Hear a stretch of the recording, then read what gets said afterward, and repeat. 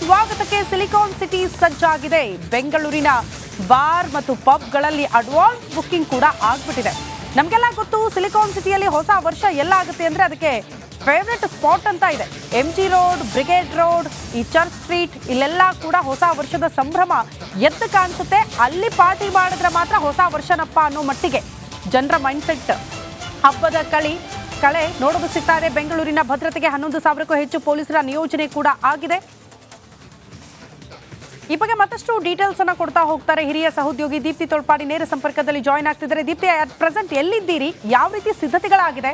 ಆರಂಭದಲ್ಲೇ ಹೇಳ್ತಾ ಇದ್ವಲ್ಲ, ಬೆಂಗಳೂರಿಗರ mind set ಹೆಂಗಂದ್ರೆ ಈ ಬ್ರಿಗೇಡ್ ರೋಡ್ಗೆ ಹೋಗ್ಬೇಕು, MG ರೋಡ್ಗೆ ಹೋಗ್ಬೇಕು, ಅಲ್ಲಿ ಹೋದ್ರೆ ಮಾತ್ರ ಹೊಸ ವರ್ಷ ಅನ್ನೋ ರೀತಿಯಲ್ಲಿ ಕಾಣಿಸುತ್ತೆ. ಸೊ ದೊಡ್ಡ ಮಟ್ಟದ ಹಬ್ಬದ ವಾತಾವರಣನ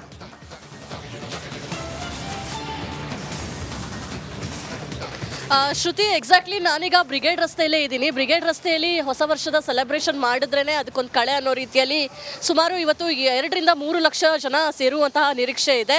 ಪ್ರತಿ ಬಾರಿನೂ ಕೂಡ ಬ್ರಿಗೇಡ್ ರಸ್ತೆಯಲ್ಲಿ ನ್ಯೂ ಇಯರ್ಗೆ ಅಂತ ಹೇಳಿ ಸಿದ್ಧತೆಗಳನ್ನು ಮಾಡಿಕೊಳ್ಳಲಾಗುತ್ತೆ. ಒಂದು ಕಡೆ ಪೊಲೀಸ್ ಇಲಾಖೆ ಭದ್ರತಾ ದೃಷ್ಟಿಯಿಂದ ಬ್ಯಾರಿಕೇಡ್ಗಳನ್ನು ಹಾಕಿ CCTVಗಳನ್ನು ಅಳವಡಿಕೆ ಮಾಡೋ ಮೂಲಕ ಭದ್ರತೆಯನ್ನು ಕಲ್ಪಿಸಿದ್ರೆ, ಮತ್ತೊಂದು ಕಡೆ ಟ್ರೇಡರ್ಸ್ ಅಸೋಸಿಯೇಷನ್ ಬ್ರಿಗೇಡ್ ರೋಡ್ನವರು ಲೈಟಿಂಗ್ ವ್ಯವಸ್ಥೆಯನ್ನು ಮಾಡ್ತಾರೆ.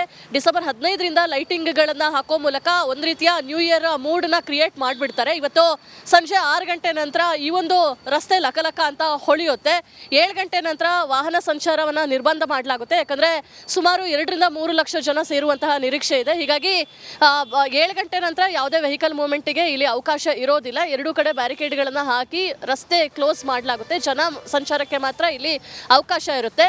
ಜನ ಯಾವ ರೀತಿ ಅಂತ ಹೇಳಿದ್ರೆ, ಇಲ್ಲೇನು ಬ್ಯಾರಿಕೇಡ್ಗಳನ್ನು ಹಾಕಿದ್ರೆ ಒಂದು ಕಡೆ ಮೂವ್ಮೆಂಟು ಎಂಟ್ರಿ ಆಗಬೇಕು, ಮತ್ತೊಂದು ಕಡೆ ಮೂವ್ಮೆಂಟ್ನಲ್ಲಿ ಎಕ್ಸಿಟ್ ಆಗಬೇಕು.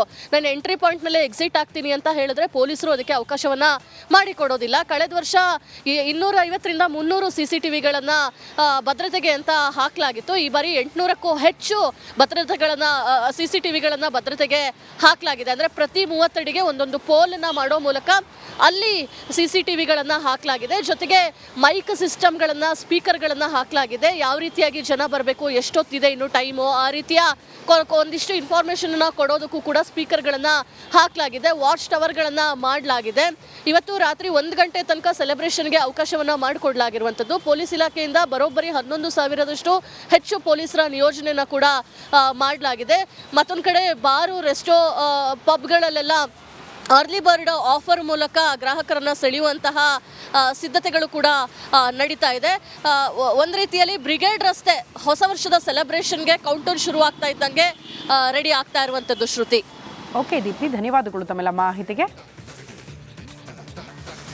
ಈ ಪಾರ್ಟಿ ಮಾಡಿ ವಾಪಸ್ ಹೋಗಿದ್ರೆ ಯಾವತ್ತಾದ್ರೂ ಬ್ರಿಗೇಡ್ ರೋಡ್ ಹೊಸ ವರ್ಷಕ್ಕೆ ಅಂತ ಹೋಗಿಲ್ಲ, ಬಟ್ ಆಗಾಗ ಹೋಗಿರ್ತೀನಿ, ಬಟ್ ಹೊಸ ವರ್ಷಕ್ಕೆ ಅಂತ ಹೋಗಿಲ್ಲ. ಅದು ಯೂತ್ಸ್ಗಳು ಒಮ್ಮೆ ಹೋಗ್ಬೇಕಪ್ಪ, ಆ ಒಂದು ಆಂಬಿಯನ್ಸ್ ಎಂಜಾಯ್ ಮಾಡಬೇಕು.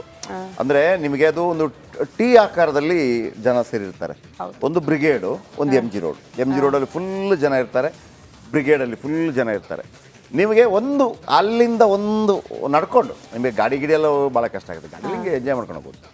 ಒಮ್ಮೆ ಹೋಗಿ ಬಂದಾಗ ಏನಾಗುತ್ತೆ ಅಂದರೆ, ಈ ಕಬ್ಬಿನ ಮಿಷಿನ್ಗೆ ಕಬ್ಬು ಹಾಕಿದಂಗೆ ಈಗ ನಿಂತ್ರೆ ಸಾಕು, ಅಲ್ಲಿಂದಾನೆ ಕರ್ಕೊಂಡು ಹೋಗಿರ್ತಾರೆ. ಆಮೇಲೆ ಆ ಮ್ಯೂಸಿಕ್ಕು ಮತ್ತೊಂದು ಅಂದರೆ ನ್ಯೂ ಇಯರ್ ಪಾರ್ಟಿ ಇದ್ದಿದ್ದು. ಆಮೇಲೆ ಅದಕ್ಕಿಂತ ಹೆಚ್ಚಾಗಿ ಪೊಲೀಸರು ಯಾವ ರೀತಿ ರೆಡಿ ಇರ್ತಾರೆ ಅಂತಂದರೆ, ಈ ಮಣೇಕ್ಷ ಪೆರೇಡ್ ಮೈದಾನದ ಪಕ್ಕದಲ್ಲೇ ಬರುತ್ತೆ ಅದು. ಆ ಮಣೇಕ್ಷ ಪೆರೇಡ್ ಮೈದಾನದಲ್ಲಿ ಒಂದು 300-400 TV ಹಾಕಿರ್ತಾರೆ. ಆ ಎಲ್ಲ TV ಅಲ್ಲಲ್ಲಿ CCTV, ಅಂದರೆ ಪೊಲೀಸರೆಲ್ಲ ಕಡೆ ಹೋಗೋಕ್ಕಾಗೋದಿಲ್ಲ, ಎಲ್ಲ ಕಡೆ ಲೈಟಿಂಗ್ ಮಾಡಿರ್ತಾರೆ. CCTV lighting, CCTV lighting, CCTV. ಅಲ್ಲಿರೋ ಪೊಲೀಸರು ಯಾರು ಅಂತ ಒಂದು ಅಲರ್ಟ್ ಇರ್ತಾರೆ. ನೋಡ್ರಿ ಇಲ್ಲ ಏನಾಗ್ತದೆ, ಮತ್ತೊಂದು ಏನಾಗ್ತದೆ, ಇದು ಏನಾಗ್ತದೆ, ಹಿಂಗಿರ್ತದೆ.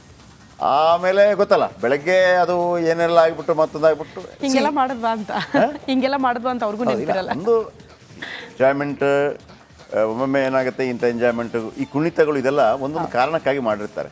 ನಿಮ್ಮ ಏನು ಫ್ರಸ್ಟ್ರೇಷನ್ನು, ಸ್ಟ್ರೆಸ್ಸು ಇದೆಲ್ಲೊಮ್ಮೆ ರಿಲೀಫ್ ಆಗುತ್ತೆ. ಆಮೇಲೆ ಒಂದು ಫ್ರೆಶ್ ಉದ್ದೇಶ ನಕ್ಕು ಕುಣಿದು ಒಂದೆಲ್ಲ ಆದಾಗ ಫ್ರೆಶ್ ಆದ್ವಿ ಅಂತ. ಕೆಲವರಿಗೆ ಈ ನಾವು ಹೇಳ್ತೀವಲ್ಲ, ಅವಾಗ ಹೇಳಿದೆ, ಯಾರಾದರೂ ತೀರ್ಕೊಂಡಾಗ ಹತ್ತು ಬಿಡಿ ಅಂತ ಹೇಳ್ತಾರೆ. ಇದು ಫ್ರಸ್ಟ್ರೇಷನ್ ಎಲ್ಲ ಹೊರಗೆ ಬರಲಿ ಅಂತ.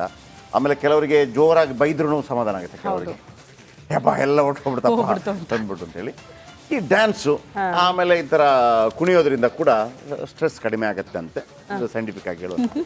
ಆದರೆ ಚಟಗಳು ಲೆಕ್ಕಕ್ಕಿಂತ ಜಾಸ್ತಿ ಆಗಬಾರ್ದು, ಎಲ್ಲವೂ ಲಿಮಿಟಲ್ಲಿದ್ದರೆ ಭಾಳ ಚಂದ. ಆ ಲೆಕ್ಕಕ್ಕಿಂತ ಜಾಸ್ತಿ ಆಗ್ಬಿಟ್ರೆ ಹುಷಾರಾಗಿರಿ ಅಂತ ಇಲ್ಲೊಂದು ಸ್ಟೋರಿ ಇದೆ ನೋಡಿ. ಕುಡಿದು ಮೆಟ್ರೋದಲ್ಲಿ ಏನಾದರೂ ಹುಚ್ಚಾಟ ಆಡಿದ್ರೆ ಹುಷಾರಾಗಿರಬೇಕು, ಯಾಕಂದ್ರೆ ಕ್ರಮ ಕೈಗೊಳ್ತಾರಂತೆ. ಎಣ್ಣೆ ಪ್ರಿಯರ ಮೇಲೆ ಮೆಟ್ರೋ ಸಿಬ್ಬಂದಿ ಕಣ್ಣಿರತ್ತೆ. ನಿರ್ಲಕ್ಷ್ಯ ಮಾಡಿ ತಗ್ಲಾಕೊಂಡ್ರೆ ಜೇಬಿಗೆ ಬರೆ ಬೀಳುತ್ತೆ. ರೈಲು ಓಡಾಟದ ಜೊತೆಗೆ ಸಿಬ್ಬಂದಿ ಸಂಖ್ಯೆ ಕೂಡ ದುಪ್ಪಟ್ಟಾಗಿದೆ. ಕುಡುಕರ ಕಿರಿ ಕಂಟ್ರೋಲ್ಗೆ ಸ್ಪೆಷಲ್ ಟೀಮ್ ಕೂಡ ರಚನೆಯಾಗಿದೆ ಅಂತೆ. ಮೆಟ್ರೋದಲ್ಲಿ ಸ್ಪೆಷಲ್ ಟೀಮ್ ಕಾರ್ಯಾಚರಣೆ ಮಾಡುತ್ತೆ. ಹಾಗಾಗಿ ಕುಡಿದು ಮೆಟ್ರೋ ಹತ್ತಿ ಕಿರಿಕ್ ಮಾಡಿ ಅನುಚಿತ ವರ್ತನೆ ಏನಾದರೂ ತೋರಿಸ್ಬಿಟ್ರೆ ನಿಮ್ಮ ಜೇಬನ್ನ ಸ್ವಲ್ಪ ಗಟ್ಟಿಯಾಗಿ ಇಟ್ಕೊಳ್ಳಿ. ಆ ದುಡ್ಡನ್ನೆಲ್ಲ ಖಾಲಿ ಮಾಡ್ಕೊಂಡು ಹತ್ತಿದ್ರೂ ಕೂಡ ಕಷ್ಟನೇ.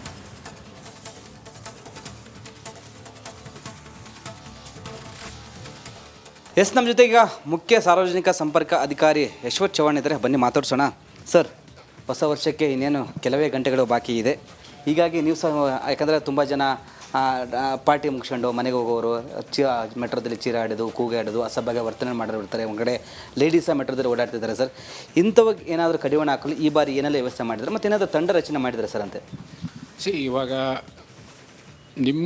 ನಿಮಗೆ ಗೊತ್ತಿರೋ ಹಾಗೆ ನಾವು ಪ್ರತಿ ವರ್ಷವೂ ಕೂಡ ನಾವು ಇದ್ರ ಬಗ್ಗೆ ನಾವು ಒಂದು ನಮ್ಮ ಸೇವೆಗಳನ್ನ ವಿಸ್ತರಣೆ ಮಾಡೋದು ಒಂದು, ಅದಲ್ದೇ ಜನರಿಗೆ ವಾಪಸ್ ಹೋಗ್ಬೇಕಾದ್ರೆ ಅವ್ರಿಗೆ ಯಾವುದೇ ಅನಾನುಕೂಲತೆ ಆಗಬಾರ್ದು ಅನ್ನೋದಕ್ಕೋಸ್ಕರನೇ 12 ಗಂಟೆ ಮೇಲೆ ಯಾವುದೇ ಟ್ರೈನ್ ಓಡಾಡಿದ್ರೂ ಯಾವುದೇ ಲೇಡೀಸ್ ಕೋಚಲ್ಲಿ ನಾವು ಒಬ್ಬರು ವುಮೆನ್ ಹೋಮ್ ಗಾರ್ಡನ್ನು ನಾವು ಡಿಪ್ಲಾಯ್ ಮಾಡ್ತೀವಿ.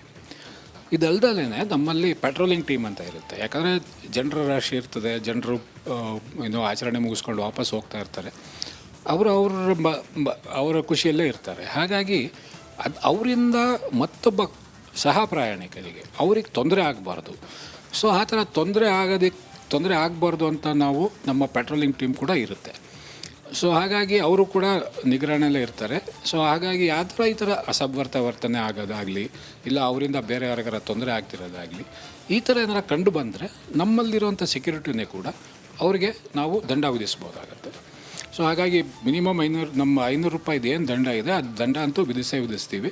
ನಮ್ಮಲ್ಲಿ ಯಾವುದೇ ಕಟ್ಟುನಿಟ್ಟು ಕ್ರಮಕ್ಕೆ ನಾವು ಯಾವತ್ತೂ ಅದಕ್ಕೆ ವಿ ಡೋಂಟ್